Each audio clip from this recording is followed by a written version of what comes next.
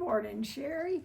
So I don't know if y'all get on Instagram or Facebook, but the both have been flooded with different ways to lose weight. I mean, anything in the world, any way in the world, and of course they all cost money.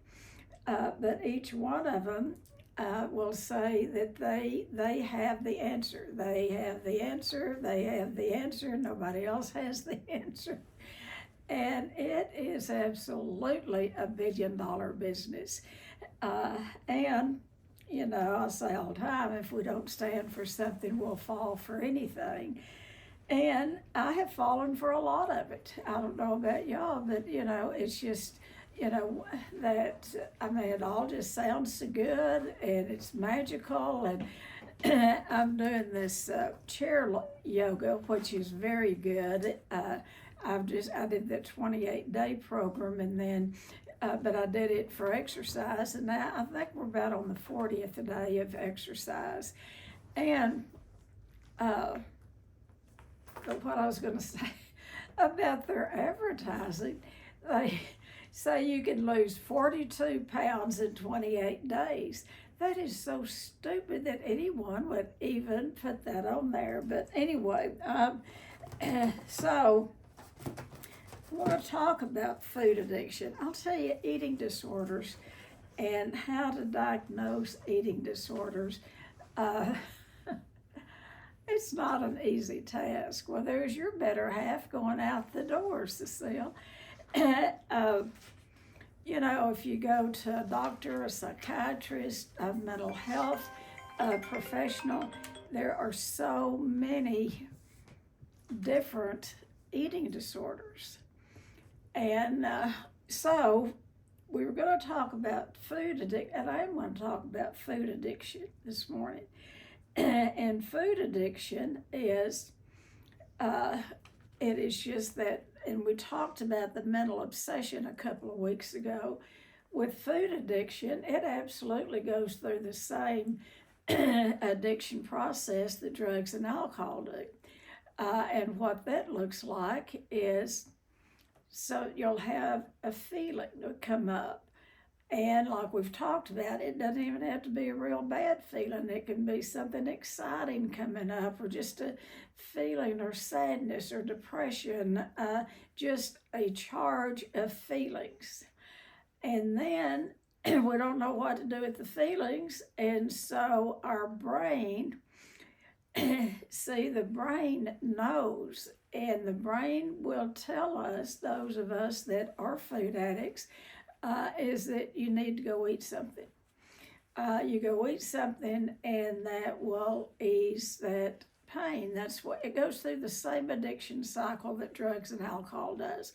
And I go like this because that is the cycle. It starts down here at the bottom with the feeling, and the feeling goes to thought, because the brain remembers the sense of ease and comfort that we've gotten before.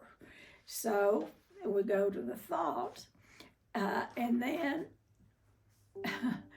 we take the action all the time, telling ourselves we're not going to do that, or we'll just do it one more time, just one more time. So we go to the action, and then once we get started with, you know, in food addiction, eating something that is now. Food addiction also, in this, and the research shows this, and I've told you about me going up there and doing the test in Oregon, and that doctor, Gerhardt, I think her name is, she partnered with Yale University to do this sugar experiment. And so what they've come up with is that it is addictive to some people. And it is, you know, what people get addicted to is high carbs, sugar, salt, that type of thing, primarily sugar. And you know, what's alcohol made of? You know, there's lots of sugar in alcohol.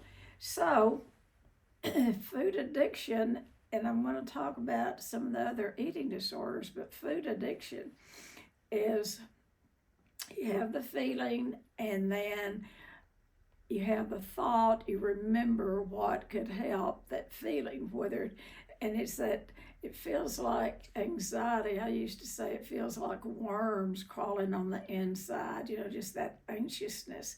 And so, whether we're excited about something coming up or just angry or whatever, those feelings come up. And then our brain tells us, well, I know how you can feel better, go eat some sugar, and so we do. We go through that cycle.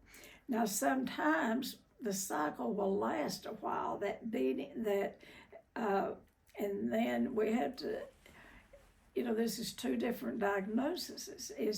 There's a different diagnosis for binge eating, and I don't know why those psychiatrists don't get together and combine them, but anyway, a food addict gets addicted to certain foods, and that's what they go for. And then once that feeling, subsides and they kind of come out of that cloud, I mean, I would eat so much sugar. Back in the day, I'd lay on the couch, get the kids in the bed at night, and I would keep my stash in the trunk of the car because I didn't want my kids to be overweight. They wasn't, but they certainly had eating disorders. If you want to teach kids how to have eating disorders, restrict food in the house, which I did for everyone but not myself. But I would get my stash out of the trunk of the car, and I would lay on the couch. My husband would be out drinking, and so I'd lay on the couch and eat and eat and eat, and it would all be sugar stuff. Sugar and pickles and chips. So, crazy combination. And I would get in what we call a food fog. I could lay there and I could see the staircase from the couch, and it would be like there was a fog there. And many times I'd think the house was on fire because I could literally see a fog. Now that is severe eating disorder. That is a food fog where your vision is even distorted. But did that keep me from doing it again and again and again? No, it didn't until I finally had enough. So, food addiction is being addicted to a certain substance. Are you with me on that? Now, and like I said, it goes through that cycle of the thoughts, the feeling, the thought, the action. And then after the action is where that guilt and remorse sets up. And you think, because whose word has been broken is ourselves. We break our word to ourselves. It's not so much to other people. It's what we do to ourselves. So we go through that guilt and remorse cycle. Now, see, normies don't ever do this. This is one way that you'll know that you have food addiction or an eating disorder, because normies, what I call normal eaters, every time they eat, they get all they want, and when they get all they want, they're through, and they walk away, they leave it, they don't think about that meal that maybe they didn't eat all of it. And I've told y'all this before. When my husband had all he wanted to eat, he'd take his napkin and cover up his plate. He was sick, he was tired of it. He was full. And most eating disorder people, we don't have a gauge to know when we're full, because this is not really about physical hunger. This is more emotional hunger. So we get into that guilt and remorse, and we swear off, I'll never do that again. And at the time, we really mean it. We mean it to the there's my friend Bob. I thought he'd renamed his dog Bob. There's Bob. Been missing you. So and then we swear off one more time, I'm not going to do that. I'm not going to do that. I'm not going to do that anymore. And we mean it at the time. But the brain remembers the sense of ease and comfort. And so when we get in another bind, another pickle, the feelings come up.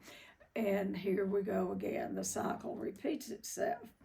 Now, and what recovery, now the fats, the salt, the sugar, they trigger that. That's what triggers that wanting more. Once we put it in our mouth, it triggers something in us in our brain that, I've always said I was addicted to more. But it triggers something in our brain and we want more of it. A really good food addict doesn't want just one cookie. They want a package of cookies, or I did. So, like I said, it is much similar to drugs and alcohol. Well, just the similarity is almost identical. Now, there is a diagnostic, it's called the DSM-5. And it's a psychiatric manual where psychiatrists, psychologists can diagnose people for mental health purposes. Now, the eating disorders that are in that book are anorexia, bulimia, and they added binge eating.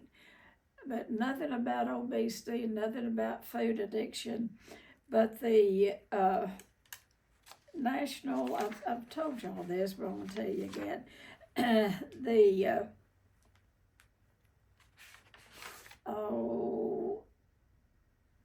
The National Drug and Alcohol Association, the national one, they're doing their own research. They have done their own thorough research about food addiction, along with gambling addiction. Now, gambling addiction is in the DSM, the diagnostic book.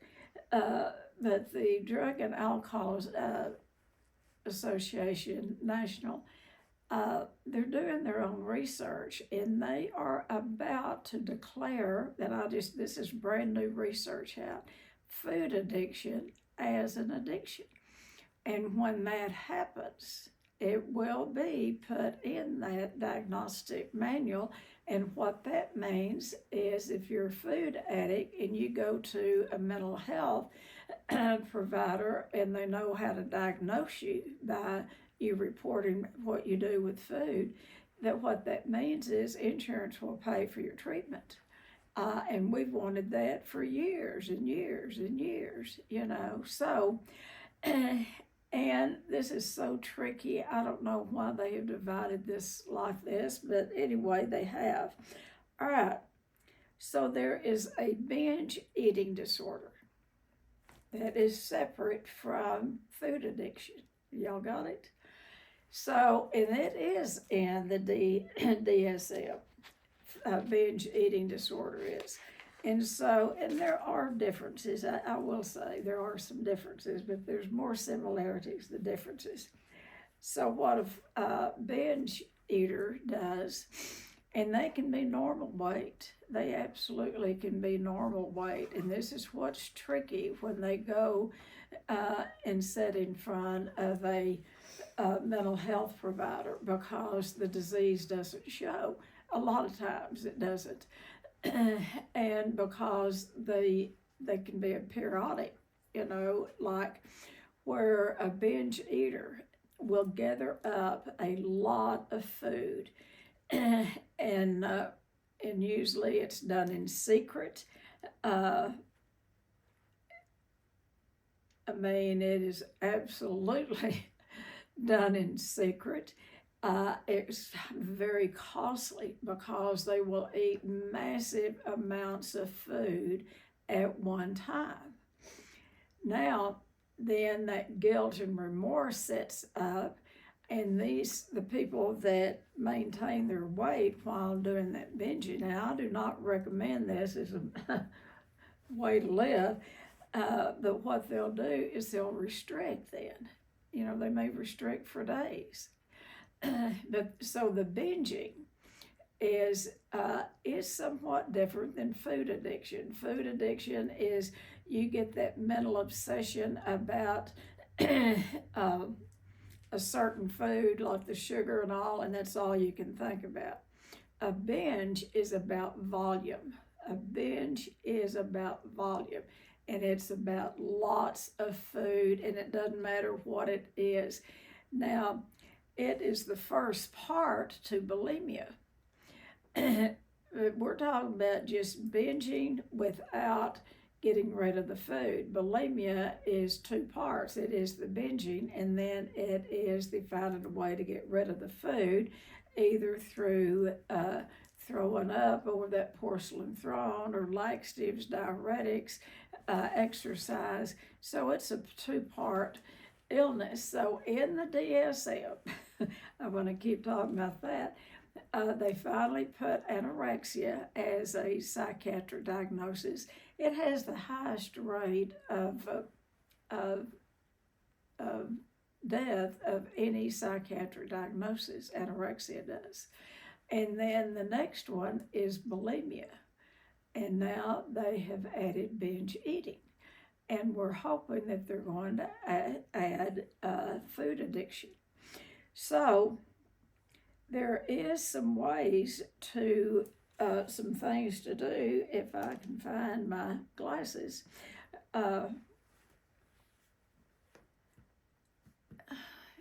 This has to be treated. It's not going to go away, folks. If you have it, you have it. And no one really can diagnose you but yourself.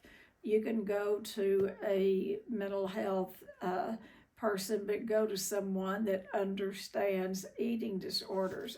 Many of them don't think it, and it's not to fault them. Many of your licensed, your master's level licensed professional counselors maybe have 6 hours in eating disorders, or they may not even have that much. Your dietitians will not have. I'm hoping they're getting more education now, the dietitians, on eating disorders than they used to. Dietitians were taught about, the proper foods to eat and all, the amounts and what. Anyway, so I don't fault the professionals. They're just really not taught. I know we've had them come out here and they were shocked about how sick people can get around food. Because they really wasn't trained, that's why they do internships, is to learn specific modalities of treatment. Okay, so what can we do about it? There's got to be a solution somewhere. And then the first thing that you have to do in any addiction, and I think it is the hardest with the food, because, like we've said before, it's like putting that tiger in the cage, and alcoholics and drug addicts never have to take that tiger out of the cage again. With us, we take that tiger out at least 3 times a day, walk him around, feed him, and try to get that sucker back in the cage. Because once we start the eating process and the brain wakes up, then it tells us you need more. And so the number one thing that we have to do if you're going to recover is decide that you want to. Isn't that, it sounds so simple. Decide that you want to recover. You're going to have to choose recovery over food addiction. That's bottom line. Or any of the eating disorders. You've got to make that choice. And then the next thing, particularly with food addiction, is figure out what are your triggers. What triggers you to want to go eat? What triggers that? And it can be all sorts of things. It can be, like I've said before, it can be getting nervous before a you have to do a presentation. It can be any number of things. It can be you're not getting along with your spouse. It can be, I mean, you name it, there's a list of triggers. And it could be, and you've got to figure out what your triggers are. No one can do it for you, and you need to make a list of them. And then be aware of those triggers and don't get yourself into that situation. And one of the things is being around people who do eat lots of sugar or whatever. That if that's a trigger for you, you might have to find you a new group of friends. I don't know, but you got to figure out what your triggers are. And then another one is make a meal plan. Now, this is not a diet. Diets don't work. A diet is something to go on so you can go off of it. A meal plan is you plan your meals. And it is, there's so many ways you can figure out what your body needs, calorie-wise, because that's how it's counted, whether we like it or not. That's fuel. And so you have to figure out a good meal plan and keep it simple. Don't complicate it. I'll say I like to eat clean food. When I look at my plate, I like to see the protein, I like to see the vegetable, and then the salad. Today, I mean, I'll eat casseroles and some. I don't like to do a whole lot of them because you don't know really what's in them. But, see what you're eating, and keep your meal plans very simple right at first. Have some dairy, have some, and I'm not a dietitian, but I can tell you what to eat. But you figure out a meal plan that you can stay on. And you can do that with a dietitian, or you can do that by going to Food Addicts Anonymous, since we're talking about food addiction. I love Food Addicts Anonymous. There's two organizations. One's called Food Addicts Anonymous, and the other one's Food Addicts Anonymous in Recovery. Find the one that says Food Addicts Anonymous in Recovery. They run it exactly like Alcoholics Anonymous. I've stayed up in Boston for about 3 weeks several years ago, and I went to Food Addicts Anonymous meetings, and I liked them. They're pretty strict, and strict in that this is what you do. You figure out your meal plan, you stay on it, but it's more about sobriety. It's more about, it's really run like Alcoholics Anonymous. So there is that help, Food Addicts Anonymous in Recovery. And if you do that and you get a sponsor, they will absolutely help you with the meal plan. And number 4, free yourself from destruction. Not destruction, well, yeah, but free yourself from distraction. We can go on automatic pilot, and we can get our lives just so, in a ball and don't know which way to turn. And for a food addict, what we do is we go eat, over whatever's happening. So find some other distraction, something to get your mind off of the food. And you've heard this, I'm not telling you anything new. Get out. The weather's getting pretty here in West Texas. I don't know about your part of the country. Get out and walk, do some form of exercise. Do something for someone else. And, the program tells us do something for someone else without being found out. If you brag about it, it doesn't count, have a distraction. Another thing would be, some kind of a hobby. Right now, my distraction is my It's not a distraction. It is something that I love to do, and that is work in my greenhouse. I had forgotten how much I love to work in my greenhouse. We had a bad freeze here 3 years ago, and I lost every plant. I had over 200 plants in there, and I lost, I guess it was 3 years ago. Anyway, Sherry would know. But I lost every plant that I had, and I lost my enthusiasm for plants.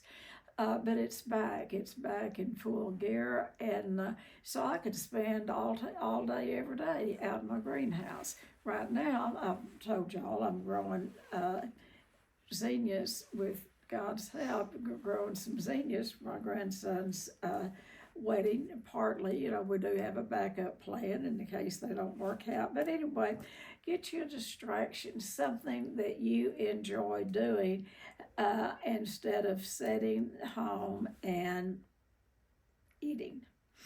Number 5 is write out, and kind of hesitant with this, but it still works.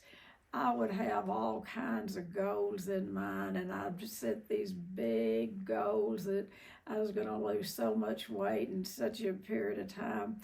Don't do that. Don't be grandiose about it. Just set you some small goals. Like for today, I'm going to eat healthy. I'm going to eat 3 meals, balanced meals today. That can be a goal. And then invite, that's another thing down here, but I'll go ahead and say it. And invite God into every meal. Invite God into every meal. Get up in the morning and ask God for another day of abstinence. Invite Him into every meal.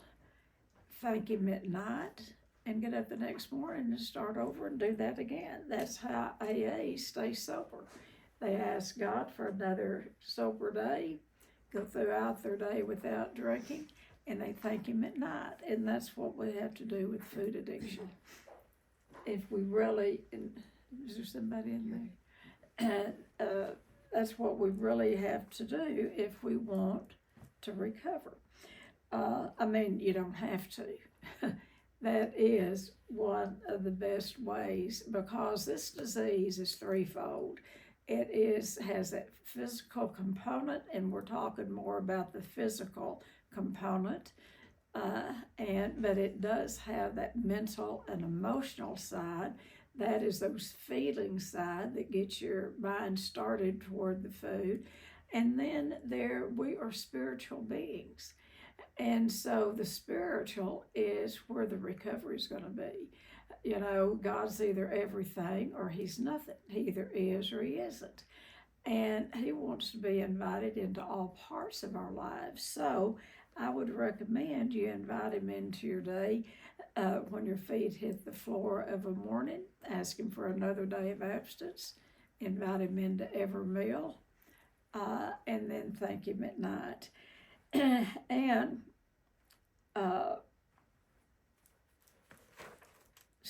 then another thing is don't keep your trigger foods in the house. When I came home from treatment, and sugar was my drug of choice when I came home from treatment, and I will tell you, and I don't know if it's out of ignorance or what it is, but people a lot of times like for us to stay the same. They don't want us to change, because if we change, it might, kind of put the spotlight on them. We would think our family members would just all go along with our recovery and just rejoice in it and want, and support us, and some do. And some will sabotage your recovery. Oh, come on, one won't hurt. Come on, we can do this, we can do that. So be careful who you hang out with. And another thing, like I was going to say, when I came home from treatment, and my mother-in-law was overweight. She wasn't grossly overweight, but she was overweight, and she did love her some sweets. and that was her love language. Her love language was cooking for people, particularly pecan pies, and she raised the pecans, shelled the pecans, and made the pecan pies and cakes, everything. So when I got home, my husband had just had, I got home in October, first part of October, and he just had a birthday. And she had brought him not one cake, but two. And he might have eaten, 2 each piece out of that. And there was those two cakes. And I'd been in treatment, and I had not seen anything like that. And I mean, I could have eaten both of them, no problem, because I was a volume eater.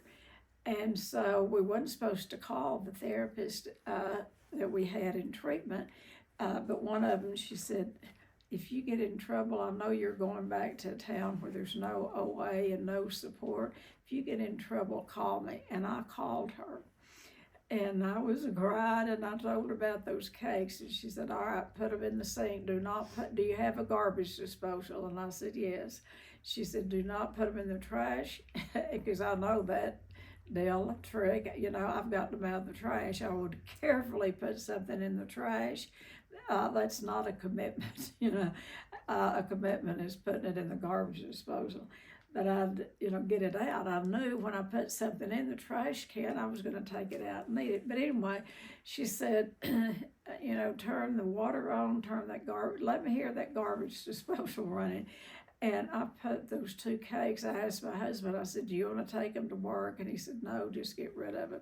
And I put both of those cakes down that garbage disposal. And then he asked his mother to please not bring anything into the house. And she got mad at me. Of course, she never did like me very well anyway, but she really got angry over not being able to bring food to the house. So get your house cleaned out of the trigger foods. Don't keep them around. So clean out your house with trigger foods. And number 7, now it's not your family and friends' job to help you, but get them on board. Tell them what you're doing, because a lot of times I'd be very careful not to tell anybody, because that was my way out, because I knew I wouldn't stay on it, and I knew I couldn't keep my word. So get your family and friends on board. Let them know what you're up to, and they're not responsible for you or anything, but they can be helpful. And number 8 is keep a food diary. Now, in this diary, in this journal, what I'd recommend is that you make columns.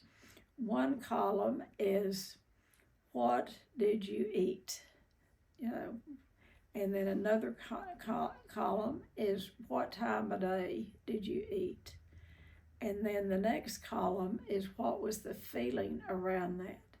And get really diligent about this, because you're going to see how the food is connected to the feelings.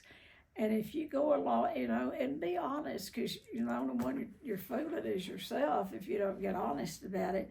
But do a food journal, and if you're eating between meals or eating something off of that meal plan, put that down, and then be very careful about putting the feeling, being very conscious about putting the feeling, because the feeling and the food is connected together. It's not for normies, but for people with any kind of an eating disorder, particularly food addiction, it's important to know the feeling. If you're eating, because it's 12 o'clock and it's mealtime and you're eating your weighed and measured meal, that's one thing. But if you finished your meal and an hour later you're back in there, what I call grazing, or touring your kitchen, just looking, trying to find something, that's about feelings. That's not about hunger. That is not about. So those 3 columns: what you ate, what time, and the feeling behind it.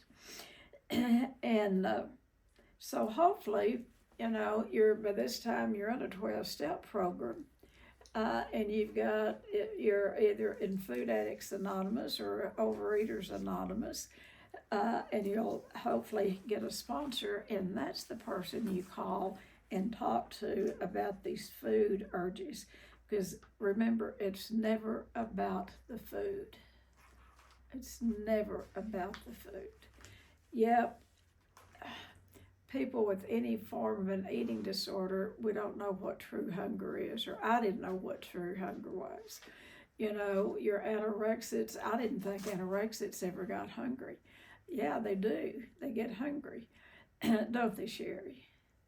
But the part of anorexia is to not have to be like the rest of us and have to feed ourselves. That's where they get the power and the control of of not having, the disease is about control, the disease of anorexia.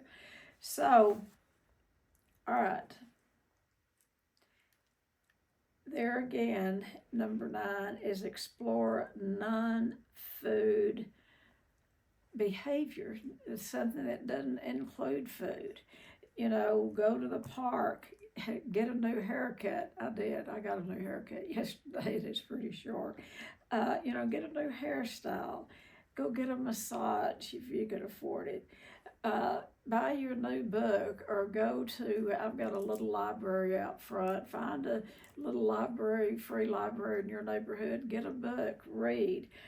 And the kicker to that is I spent many years reading and eating, reading and eating. Every book I had food spots all over it. So I had to stop reading for a while because I couldn't break that habit of eating and reading. I had to have something in both hands. Today I can read and not have to have something to eat. Okay, so but do something, explore your life other than food, and it'll break those thought patterns for food. And number 10, there again, it's about the food until it's not about the food, and that's why we have to talk a lot about the food. So number 10, I want to stress this again. Eat a well-balanced diet. If you start in severe restriction, what it's going to do, or skipping meals, what it's going to do, it's going to mess up your metabolism. Your metabolism won't know whether to sick them or come here. It'll hold on to what it has. If you start restricting, the body thinks, oh, she's starving me to death, and so or he is starving me to death, and so the body will hold on to what it has. It'll, because it'll go into starvation mode. And so get you a good meal plan and eat. And, weight loss, if you need to lose weight, like I said, some food addicts do not need to lose weight. They can even be underweight and be a food addict. Because what they'll do is they'll just have that food addiction and eat certain things, to satisfy that addiction, the sugar, the high carbs, and then they'll skip several meals to maintain their weight. And that's when it sets up that win-lose, not win-lose, but that losing and gaining, and it wears the metabolism out. So that's what I have, and I could go on and on. Now, I want to say that there is a difference, and I wish that they would combine the two and put them both in the DSM, but maybe they will one of these days. Food addiction is being addicted to certain foods, and like having to have it. Thinking about it, obsessing about it, and going and getting it, and then getting that sense of ease and comfort, and then feeling guilt and remorse. Normal eaters never feel guilty over what they eat. They just eat, eat to sustain the body. But binge eaters, the difference is binge eaters, it doesn't matter what they eat, just so they have a big volume of it. Now, if you couple that binge eating with purging, then that's another story because they will find things that's easier to come up, like the ice cream and the soft foods, you know. But volume, binging is volume. Food addiction is going toward food that can set up that addiction cycle. And, you know, broccoli and green beans don't do that. So that's what I have. What do y'all have? Uh,